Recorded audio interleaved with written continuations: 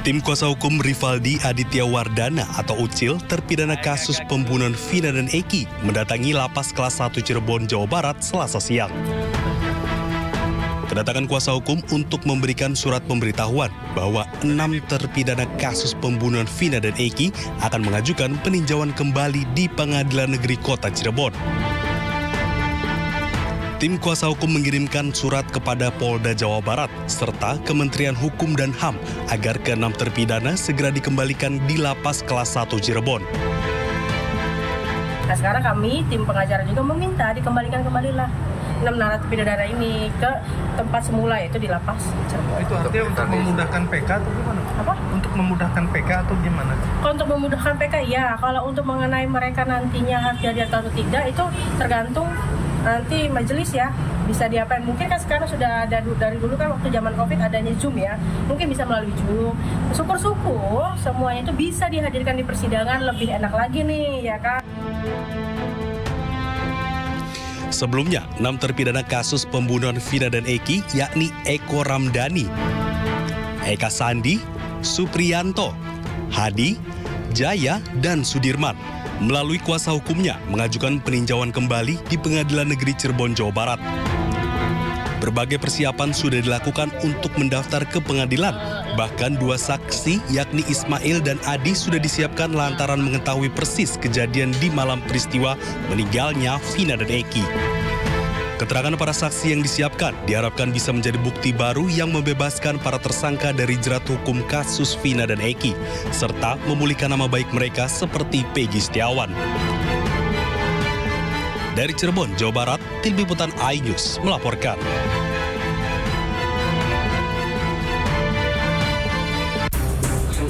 Oke, kita penyidik dulu ya. Kita penuhi panggilan penyidik dulu. Didampingi tim pengacaranya, Saka Tatal tiba di Gedung Barreskrim Polri pukul 12 siang. Selain tim pengacara, Saka juga didampingi tim dari Lembaga Perlindungan Saksi dan Korban atau LPSK. Saat menjumpai wartawan, Saka menegaskan dirinya tidak pernah mengenal saksi Aep dan Dede. Ia juga membantah disebut berada di lokasi kejadian tempat Vina dan Eki ditemukan. Sementara itu, kuasa hukum Saka Tatal Farhad Abbas mengungkapkan, pada pemeriksaan ini, timnya membawa sejumlah barang bukti berkas pada 2016 lalu yang akan disampaikan ke penyidik. Salah satunya bukti percakapan telepon antara Widi dan Vina sebelum kematian Vina. Termasuk bukti percakapan telepon antara Widi dan Vina sebelum kematian. Artinya, dengan ada bukti tersebut, kita bisa pastikan bahwa tidak ada peristiwa di belakang showroom itu. Tidak ada. Ya, Saka ya? Sebelumnya, Aep dan Dede dilaporkan tim kuasa hukum Saka Tatal terkait kesaksian palsu dalam kasus pembunuhan Vina dan Eki. Dari Jakarta, Tim Liputan iNews melaporkan.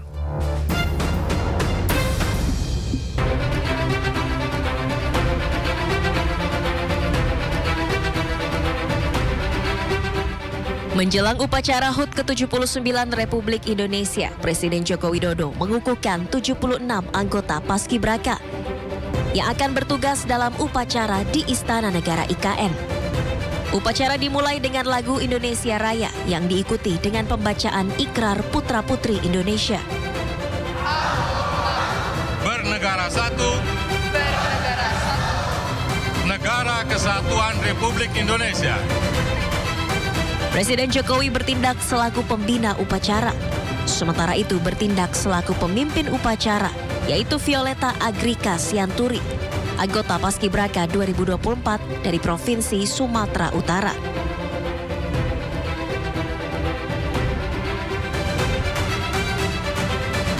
Proses pengukuhan lalu dilanjutkan dengan penyematan lencana secara simbolis. Presiden Jokowi mendoakan agar para Paskibraka dilancarkan dalam bertugas di upacara peringatan HUT kemerdekaan tahun ini.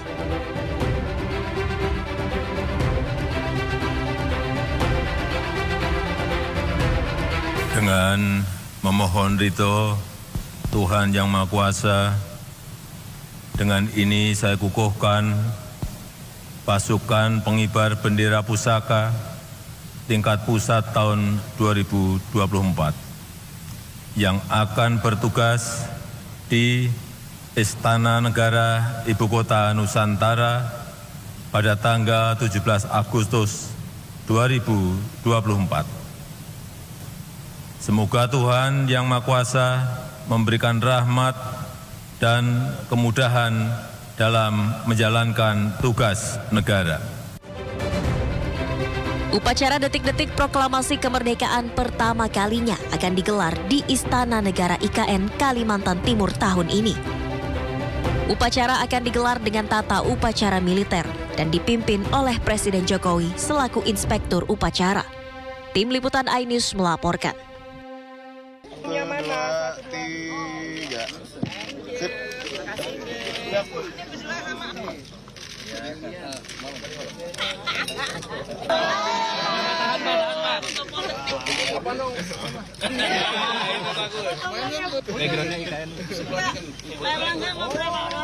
Pak.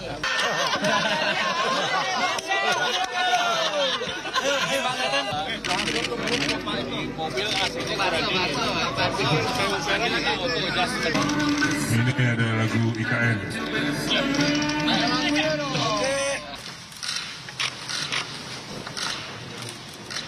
Hadirin Bapak Presiden yang kami hormati, Bapak Presiden terpilih.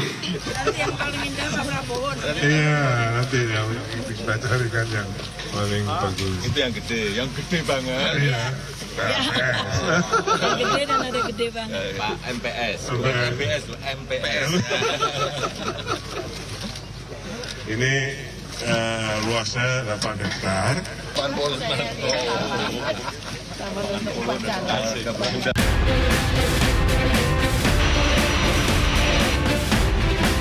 Rombongan pembawa duplikat bendera pusaka dan teks proklamasi tiba di Bandar Udara Internasional Sultan Haji Muhammad Sulaiman, Sepinggan, Balikpapan, Kalimantan Timur. Pesawat Boeing milik TNI Angkatan Udara ini mendarat pada pukul 1 waktu Indonesia Tengah. Rombongan kirap mendapat sambutan meriah dari paskibraka berseragam merah putih, pemuda-pemudi dengan pakaian adat, serta bentangan karpet merah. Duplikat bendera merah putih dibawa oleh Purna Paskibraka 2023 Kacina Ozora dari Provinsi Kalimantan Tengah. Sementara teks proklamasi dibawa oleh Keila Azahra Purnama dari Provinsi Sumatera Selatan. Momen bersejarah ini mencatat untuk pertama kalinya kedua benda pusaka dibawa keluar kota Jakarta. Pasukan inti kirap kemudian menaiki kendaraan taktis menuju Istana Garuda, Ibu Kota Nusantara di Penajam Pasir Utara, Kalimantan Timur. Layaknya perjalanan rombongan kirap dari Monas menuju Bandara Halim Perdana Kusuma di Jakarta, konvoi kirap menuju IKN juga diiringi warga yang berdiri di pinggir jalan.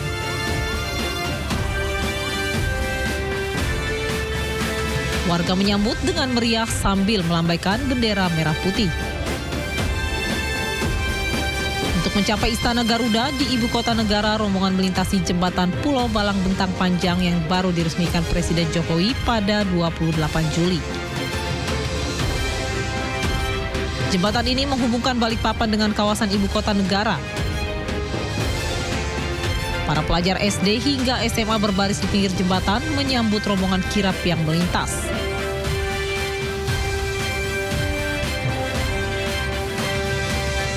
Setelah menempuh perjalanan selama 1,5 jam, rombongan kirap tiba di Istana Garuda, Ibu Kota Negara di Penajam Pasir Utara.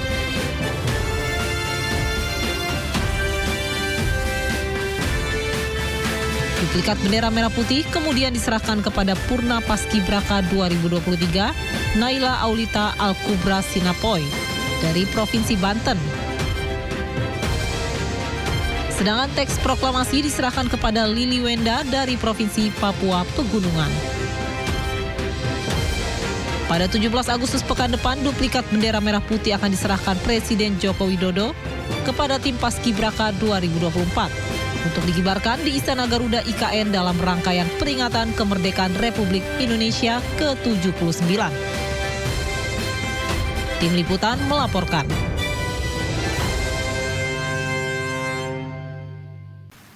Kerja keras kita dalam membangun Ibu Kota Nusantara semakin terlihat nyata hasilnya. Selain membangun infrastruktur dasar, kita juga telah membangun dan menyelesaikan pembangunan beberapa fasilitas pendukung yang melengkapi keistimewaan Ibu Kota Negara Nusantara. Penataan ini meliputi pembangunan plaza seremoni, jalur pejalan kaki, jalur pesepeda,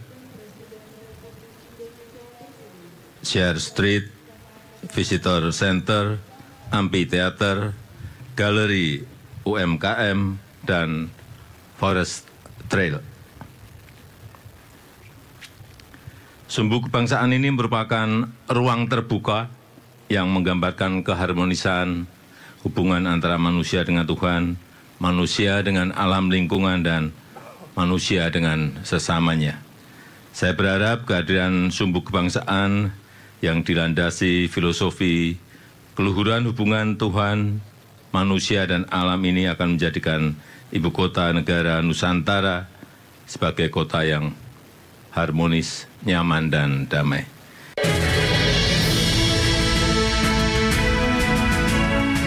Ya pemirsa, Presiden Joko Widodo baru saja meresmikan Plaza Seremoni yang berada di kawasan Sumbu Kebangsaan di Ibu Kota Nusantara, Kalimantan Timur. Plaza Seremoni ini berada di antara Istana Garuda dan juga Taman Kusuma Bangsa yang merupakan simbol bagi dedikasi untuk pahlawan Indonesia. Nantinya pada 16 Agustus 2024 kawasan ini menjadi titik kumpul bagi masyarakat yang hadir pada upacara kemerdekaan 2024. Tentunya kita berharap pembangunan Ibu Kota Nusantara ini dapat memberi kebanggaan bagi bangsa Indonesia. Dari Ibu Kota Nusantara Kalimantan Timur, Muhammad Zulhilmi melaporkan. Saya kira supaya jelas, dan tadi sudah saya tegaskan beberapa kali bahwa IKN ini akan kita tuntaskan, akan kita selesaikan dengan baik, karena memang sangat dibutuhkan. Tadi Bapak Presiden menyampaikan soal pemerataan dan keinginan kita untuk juga meringankan daya dukung Pulau Jawa terhadap konsentrasi populasi dan konsentrasi kegiatan. Komentar saya tentunya kepada otorita. Pertama, terima kasih atas jerih payah dan prestasi yang sudah dicapai. Saya sebagai anak bangsa melihat, saya juga cukup bangga nuansa budaya bangsa kita sangat kuat, dan ini juga membesarkan hati kita semua. Ini juga membuat saya ingin cepat beroperasi di sini, Pak. Pak Jokowi yang susah-susah, yang menikmati pertama saya, ya itulah takdir, Pak, begitu. Minta maaf, Pak. Tapi ini kebanggaan, Pak. Jadi saya bertekad juga untuk tegaskan di sini bahwa kita akan lanjutkan, kalau bisa kita percepat. Dan saya di sini khususnya juga terima kasih dukungan Pak Presiden Jokowi dan semua rekan-rekan Menteri, Menko.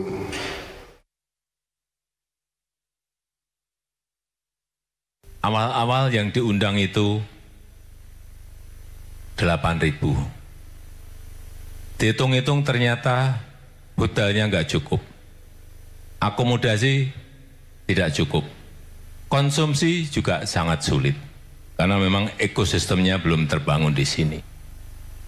Dipotong lagi dari 8.000 menjadi 4.000. Dihitung-hitung lagi di lapangan, hotelnya ternyata nggak cukup juga, akomodasi nggak cukup. Untuk konsumsi juga masih sulit.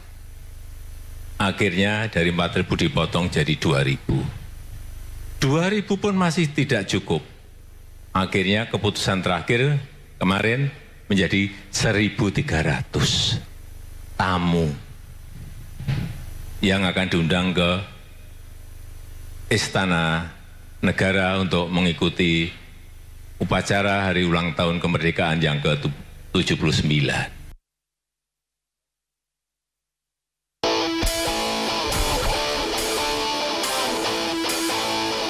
Dalam tinjauannya ke pusat pelatihan sepak bola di Ibu Kota Nusantara, Kalimantan Timur, Presiden Joko Widodo mengatakan tim nasional Indonesia akan menggunakan lapangan latih September tahun ini.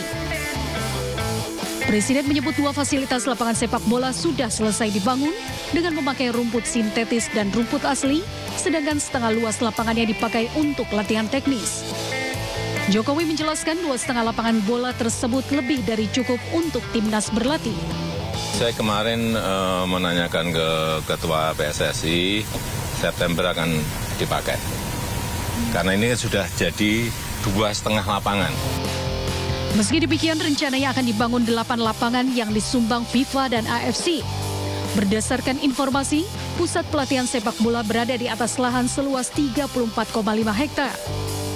Pusat pelatihan sepak bola memiliki asrama berkapasitas 138 orang, 56 kamar ganda untuk pemain, 20 kamar single untuk tim pelatih, dan 6 suite untuk pelatih kepala. Dari Ibu Kota Nusantara, Kalimantan Timur, Tim Liputan iNews melaporkan.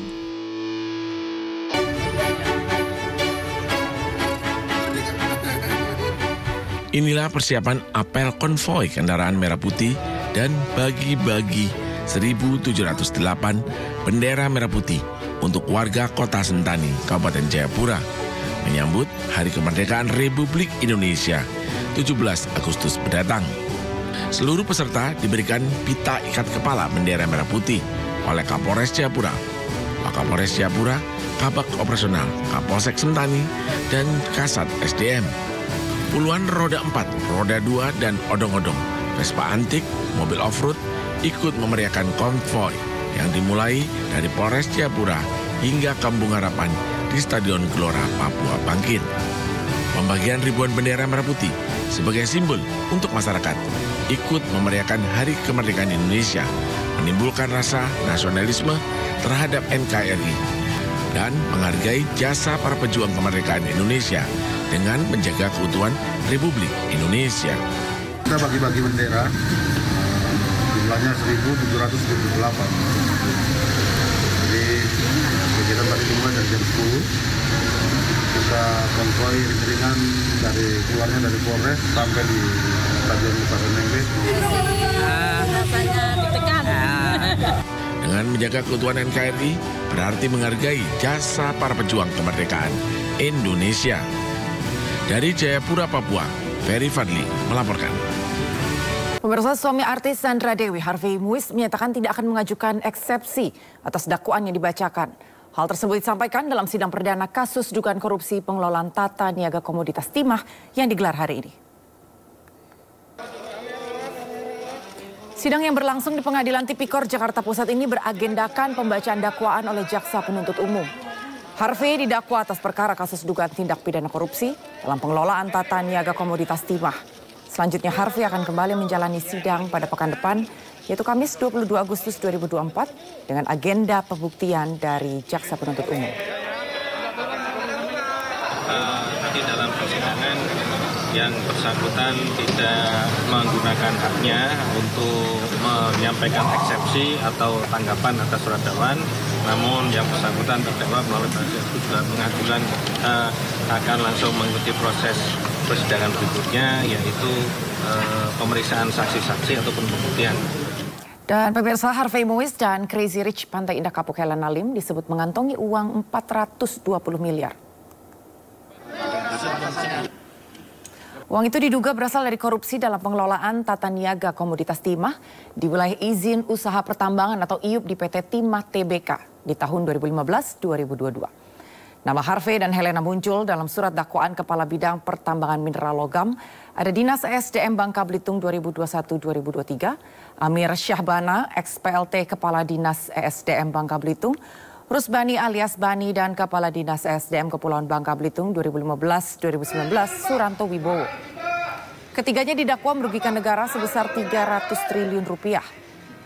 Dalam dakwaan itu, Harvey melalui PT Refined Bangkatin disebut terlibat dalam tindak pidana korupsi hingga mengakibatkan kerusakan lingkungan di IUP milik PT Timah.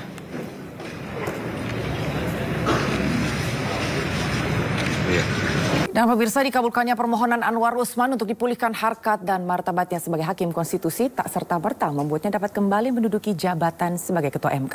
Putusan ini juga belum inkrah mengingat MK masih bisa melakukan mekanisme banding. Kemudian apakah Anwar Usman bisa kembali mendapatkan jabatan ketua MK? Kita akan membahasnya pemirsa bersama saksi ahli Anwar Usman, Andi Asrun, dan juga pengamat hukum tata negara Ferry Amsari. Selamat sore semuanya. Sore Bu Anggi. Baik, terima kasih Mas Andi dan juga Mas Ferry. Tapi sepertinya Mas Ferry masih belum bergabung bersama kita sore hari ini. Mas Andi, bahwa sebetulnya PT UN telah mengabulkan gugatan dari Anwar Usman, namun sejumlah pihak ini masih bertanya, begitu. Apakah sebetulnya ada permainan lagi di sini atau sepertinya akan sulit untuk Anwar Usman kembali menduduki posisi sebagai ketua MK? Kalau Anda sendiri melihatnya seperti apa? Kalau saya begini ya, ini kan problem utama adalah pemberhentian Anwar Usman itu yang bertentangan dengan hukum, ya, melawan Undang-Undang MK dan melawan PMK nomor 1 tahun 2003. Ya, tidak ada sanksi pemberhentian hakim MK sebagai ketua MK, nggak ada. Oke. Di situ salahnya, karena itu dibatalkan. Itu poin pertama. Dan poin kedua, di mana letak kesalahannya Anwar Usman pelanggaran etik itu? Bila dikaitkan dengan putusan nomor 90 tentang batas usia syarat untuk diajukan sebagai calon wakil presiden, putusan 90 itu telah diperkuat atau tidak dikoreksi untuk putusan 141. Oleh karena itu, karena Anwar Usman diberhentikan secara tidak benar, secara melawan hukum, maka proses pemilihan ketua MK juga melawan hukum. Kenapa melawan hukum? Karena MK tidak punya kapasitas untuk memerintahkan MK, wakil ketua pada saat itu langsung disebutkan namanya, untuk mengadakan pemilihan ketua MK yang baru. Setelah MK memberhentikan Anwar Usman. Jadi tidak ada kewenangan, melampaui kewenangan. Baik, tapi begini Mas Andi, karena Mas Ferry, karena Mas Ferry juga masih belum bergabung dengan kita saat ini. Pada saat itu memang dianggap bahwa Anwar Usman ini melanggar konstitusi. Namun kemudian apa yang membuat Anda yakin bahwa sebetulnya Anwar Usman ini tepat untuk kembali menjabat sebagai ketua MK, di mana saat ini pertanyaan dari masyarakat itu justru sepertinya ada permainan begitu di balik ini semua. Anwar Usman prinsipnya pemilihan ketua MK itu dilakukan dari dan oleh hakim MK. Iya. Ya, jadi kalau kita baca kebalikannya, kebalikan secara a contrario, bahwa pemberhentian hakim MK pun harus diputuskan oleh MK sendiri, oleh para hakim MK ini. Kan dia diangkat oleh hakim MK. Dari dan oleh. Maka pemberhentiannya juga secara a contrario dilakukan oleh hakim MK, bukan lembaga lain. Karena di dalam undang-undang MK tidak diatur itu. Hanya tiga sanksi yang diberikan apabila tidak pelanggaran etik. Pertama, teguran tertulis. Ya, kemudian pemberhentian sementara. Atau pemberhentian. Ini maksudnya pemberhentian sebagai hakim MK, bukan sebagai ketua MK. Apalagi memberikan tenggat waktu 2 hari. Tapi apakah Anda yakin bahwa ketika Anwar Usman kembali ke MK bisa tetap mengangkat marwah MK? Sementara saat ini publik cukup meragukan loh, Mas Andi. Bagaimana Anda menjelaskan situasi ini, Mas? Persoalannya bukan mengangkat kembali harkat MK, ya kan? Dikembalikan mekanisme pemilihan ketua MK itu dari dan oleh hakim MK. Dan di dalam putusan ini tidak otomatis. Kalau misalnya, kalau menurut saya cara berpikir yang lebih bijaksana, ini terima nih putusan petun PT UN, kemudian dilakukan pemilihan ulang. Kan belum tentu Soeharto itu tidak diterima, tidak terpilih. Belum tentu juga Anwar Usman terpilih. Oke, baik. Berarti sebetulnya pada hakim MK. Betul, baik. Ya, baik. Sayang sekali waktu kita sangat terbatas, Mas Andi. Ini sebetulnya kalau membahas ini, kita butuh waktu yang lebih panjang, tapi nanti di lain kesempatan kita akan bahas lagi. Berarti sebetulnya permasalahannya bukan kepada apakah Anwar Usman akan kembali menjadi hakim MK atau tidak, tapi nantinya apa yang menjadi putusan PT UN ini, nanti ke depannya perlu lakukan lagi pemilihan ulang siapa yang bisa menjabat sebagai Ketua MK. Kurang lebih seperti itu ya, Mas Andi? Iya, baik. Benar. Baik. Ya, terima kasih sekali Mas Andi. Sayang sekali waktu kita terbatas, dan waktu kita akan bahas lagi. Terima kasih untuk waktunya Mas Andi Asrun. Selamat sore. Sore. Kembali di Sindol Sore pemirsa, stunting atau gangguan pertumbuhan pada anak masih menjadi masalah serius di Indonesia. Karena itu guna memberi solusi gizi buruk pada anak, Badan Pengelola Dana Perkebunan Kelapa Sawit atau BPD PKS mendorong program pengembangan kelapa sawit yang berkelanjutan demi kesejahteraan rakyat Indonesia.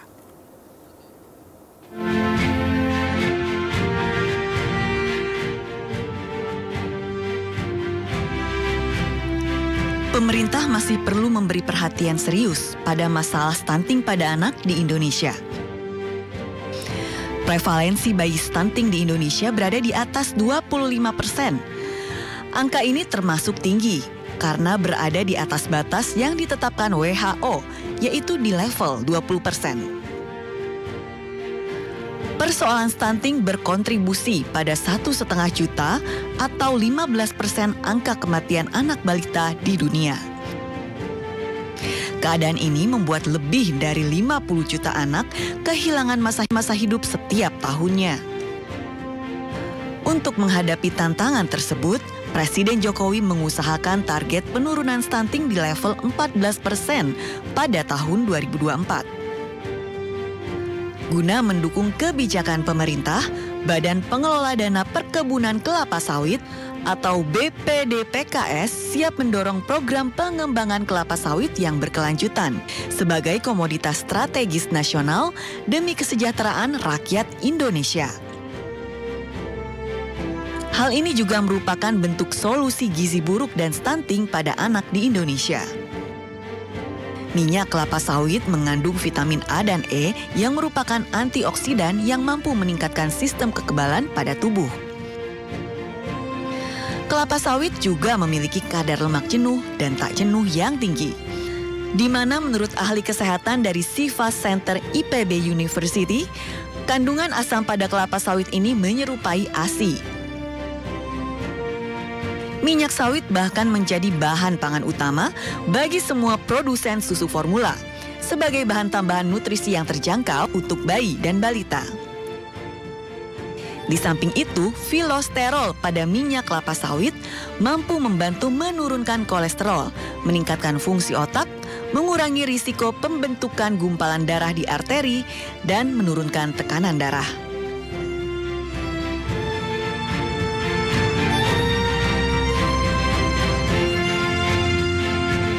Pemirsa, perbaikan gizi memang sangat berhubungan erat dengan investasi perekonomian negara, di mana kecukupan gizi ini merupakan syarat utama pemirsa untuk membangun kualitas sumber daya manusia baik dari segi fisik, intelektual, dan juga produktivitas.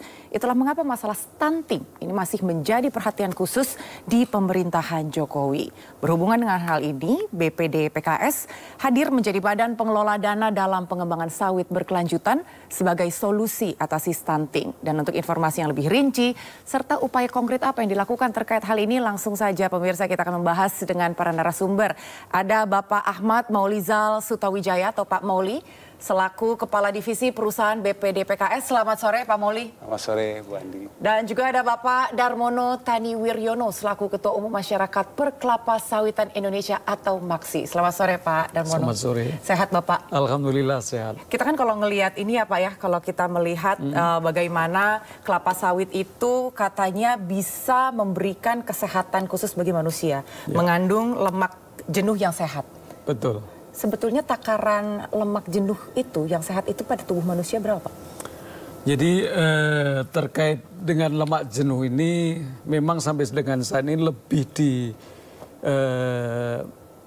mendapatkan opini yang negatif. Ya, tapi perlu saya sampaikan bahwa lemak jenuh itu diperlukan oleh tubuh kita.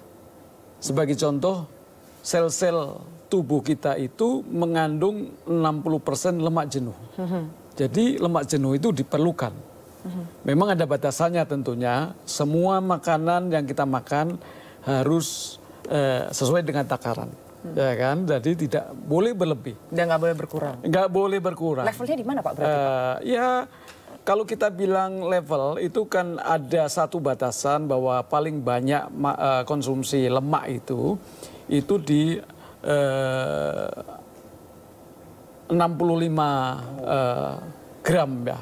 Sedangkan yang itu kan cukup tinggi ya, kebutuhan untuk lemak itu cukup tinggi ya. Nah, sedangkan yang kita konsumsi, apalagi kita konsumsi dalam bentuk minyak sawit merah atau virgin palm oil itu hanya 5 gram per hari. Jadi saya kira masih jauh dari batasan tadi. Tapi sebenarnya kan batasan tadi kan untuk memberikan batasan kepada kita agar tidak berlebih. Jadi saya kira semuanya kalau berlebih juga tidak baik. Iya. Gitu ya. Kalau bicara soal masalah stunting kan sebetulnya memang menjadi concern kita semua ya, Pak Mauli dan Pak Darmono, bahwa memang dari kecil bahkan dari kandungan, bagaimana asupan itu sudah harus diperhatikan gitu kan. Betul. BPD PKS sendiri mungkin bisa dijelaskan karena siapa tahu masih ada yang kurang paham nih gitu kan pemirsa kami. Sebetulnya kontribusi dari BPD PKS sendiri untuk menurunkan supaya kelapa sawit ini kebijakannya bisa diterima oleh pemerintah dan masyarakat sehingga bisa dikonsumsi oleh masyarakat secara umum itu gimana sih Pak Mauli? Baik, terima kasih Bu Ani. Mungkin kita mulai dari berdirinya BPDKS di 2015 Ibu. Memang kita sebuah badan umum yang memang mengungut terutama levy untuk ekspor CPO dan turunannya kita kelola dan kita salurkan melalui beberapa program-program yang menjadi program pemerintah. Yang pertama mungkin kita tahu ada program permainan sawit rakyat di mana di hulu kita berikan dana untuk petani-petani mulai melakukan pengembangan permajaan sawit rakyat mereka. Yang kedua kita punya program energi nasional yaitu program biodiesel yang saat ini sudah menyentuh di P35 campuran dengan solar fossil fuelnya. Dan yang ketiga memang ada hilirisasi yang menjadi program di mana BPDP itu membantu pengembangan sawit ini untuk bisa diterima ke semua segmen maupun level masyarakat. Nah, salah satunya memang adalah untuk pengentasan stunting ini.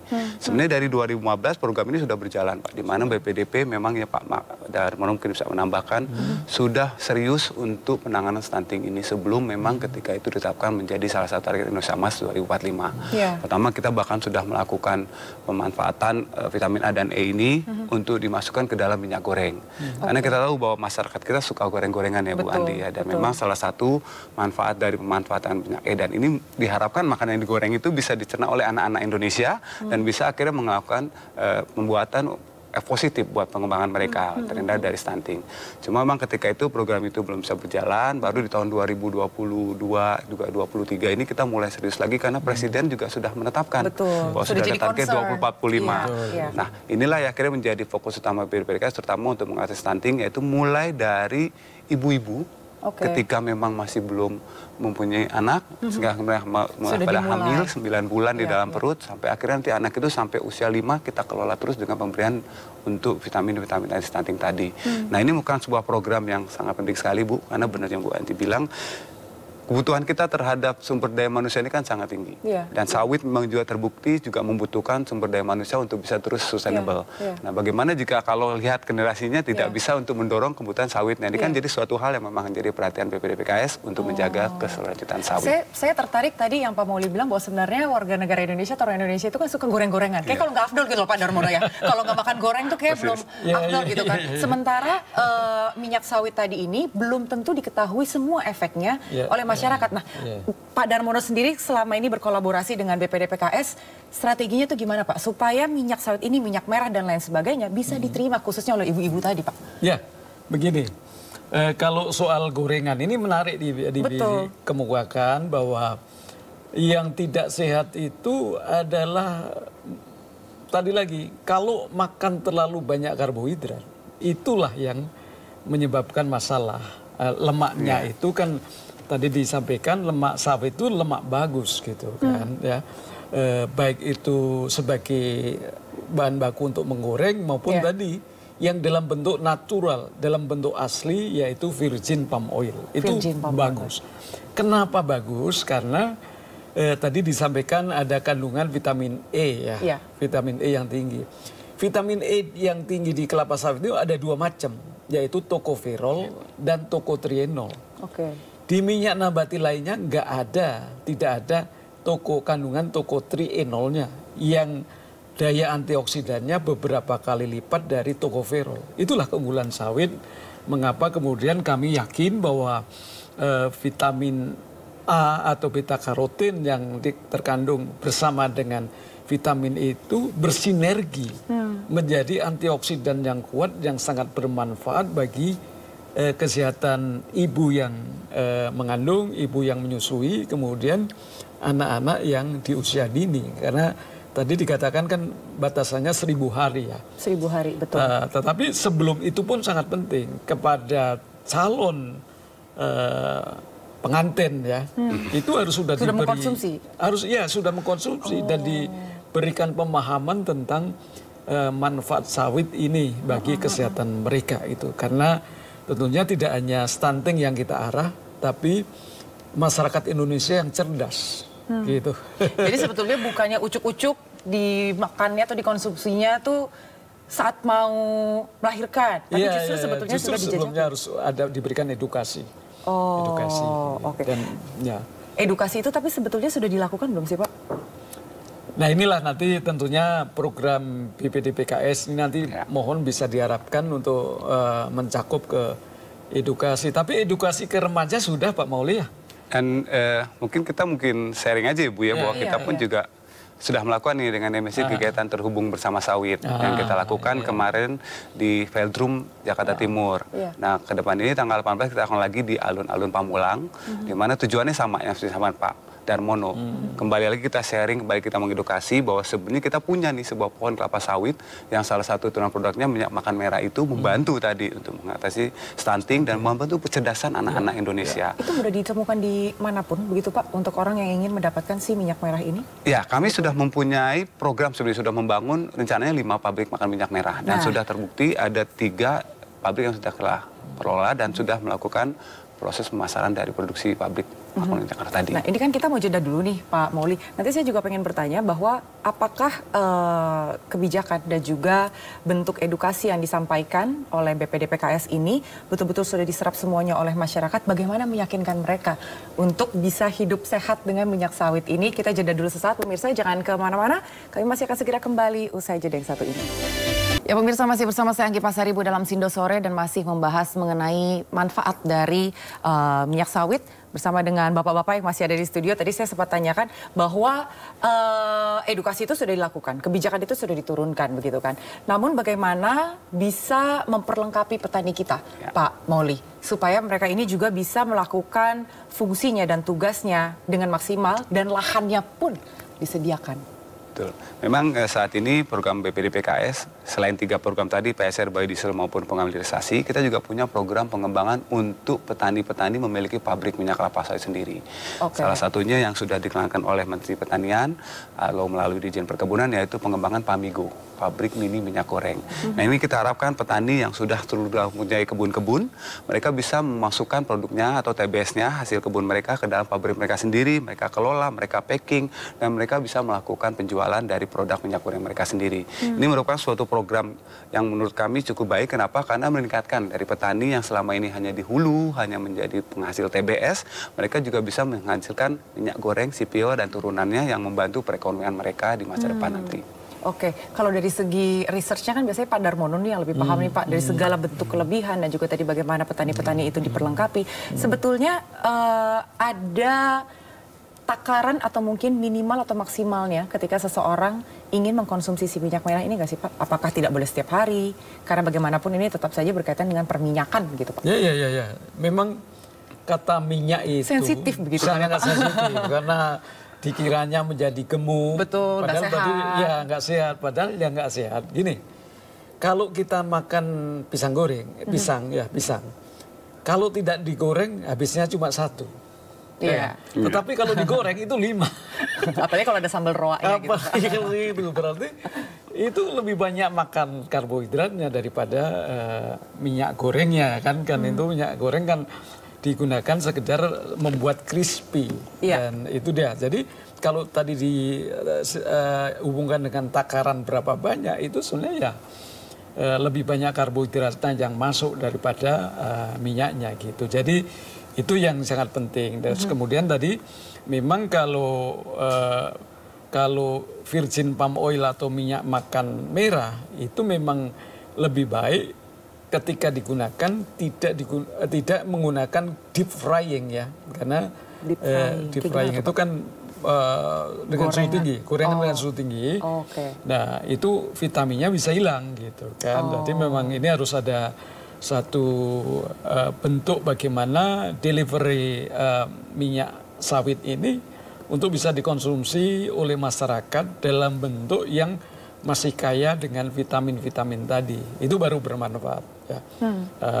Kalau minyak goreng ya sudah gunakan minyak goreng yang sekarang sudah ada diproduksi oleh industri gitu kan. Hanya saja kalau menggunakan minyak goreng yang diproduksi oleh industri, minyak sawit ya, itu jangan digunakan beberapa kali karena itu akan toksik ya, itu dia. Sementara orang Indonesia semakin sering digunakan semakin enak ya Pak ya. Semakin gelap. Semakin gelap benar nggak Pak? Semakin gelap semakin enak. Justru ini yang harusnya dihindari. Cukup pakaian satu kali. Turunan-turunannya itu seperti apa nanti boleh dijawab ya Pak. Pak Mauli, terus kemudian begini Pak, bahwa untuk tadi kan kita sempat lihat bersama-sama bahwa tujuan dari sawit ini, minyak sawit ini adalah untuk menekan angka stunting gitu kan. Jadi sebetulnya strateginya dan kemudian upaya-upayanya itu apa-apa aja, dan ini tuh sebenarnya sasarannya ke siapa sih? Baik, yang pertama memang kita harus pastikan bahwa untuk bisa melakukan program pengentasan stunting ini kita perlu kerjasama berbagai pihak, Bu. Dan terutama ketika kita berbicara mengenai program, yang pertama kita harus dapat pastian dulu bahwa BPDB tetap bisa mendapatkan pungutan levinya untuk bisa mendukung program. Dari situ baru kita bekerjasama dengan Kementerian Perekonomian, terutama di sini untuk memastikan semua masyarakat dari sisi sosial ekonominya juga terinfo bahwa kita punya sebuah program untuk pengentasan stunting. Barulah nanti kita akan kerjasama dengan Maksi juga dengan Kementerian Kesehatan. Salah satunya yang memang sekarang juga kita sedang garap, nanti Maksi ini akan mengumpulkan nih dokter-dokter untuk diberikan pelatihan workshop ya Pak ya, untuk bagaimana mengatasi stunting dengan minyak kelapa sawit. Ini sebuah program yang memang kita sudah siapkan dari beberapa tahun yang saya bilang tadi, dari 2015 kita berdiri. Cuma memang yang perlu kita langsung menjadikan sebuah hal penting itu adalah sudah mendapatkan arahan dari pimpinan negara kita, itu Presiden. Nah itulah memang menjadi salah satu menurut kami ya, sebuah motivasi yang harus kita jalankan dengan baik. Nah terutama akhirnya dalam program di sini BPDPKS menurunkan menjadi beberapa program yang saya bilang tadi, yaitu pembiayaan dari melalui kegiatan-kegiatan sosialisasi, pembiayaan melalui dari kegiatan pembangunan pabrik sendiri untuk siap memberikan minyak makan merah berisi vitamin A dan E, dan ketiga adalah tentunya program promosi nih, biar semua bisa terbuka, biar bisa wawasan tahu bahwa kita punya kelapa sawit yang bisa dijadikan sebagai sumber pengentasan kemiskinan maupun juga stunting. Karena sekali lagi 21 juta petani swadaya ini banyak tergantung kepada harga TBS, Bu, di kebun kelapa sawit. Dan jangan sampai harga itu turun, dari petani juga tidak mendapatkan ekonomi yang baik. Nah ini bukan suatu program yang akhirnya semua ini menjadi bagian dari program utama pemerintah saat ini, gitu kan. Selain tadi energi, selain juga tadi dihilirisasi, dan kami harapkan itu tetap bisa berjalan.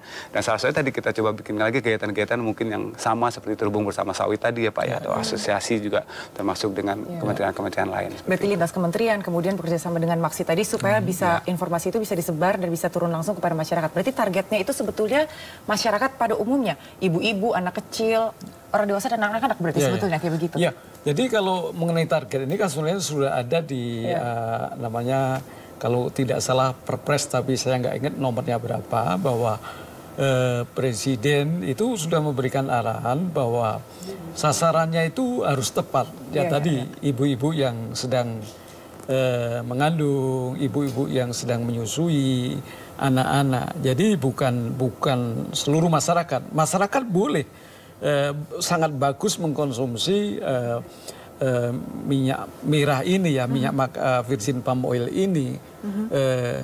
Memang tapi yang diutamakan tadi untuk stunting kan harus tepat sasaran ya, bukan bapaknya yang yang konsumsi kan. Tadi kan ibu-ibu, lebih ke ibu-ibu, anak-anak tadi. Iya. Mungkin menjadi pertanyaan terakhir baik untuk Pak Darmono dan juga Pak Mauli, bahwa ini kan selalu disampaikan dengan tagline-nya adalah minyak kelapa sawit itu berguna untuk mencegah stunting.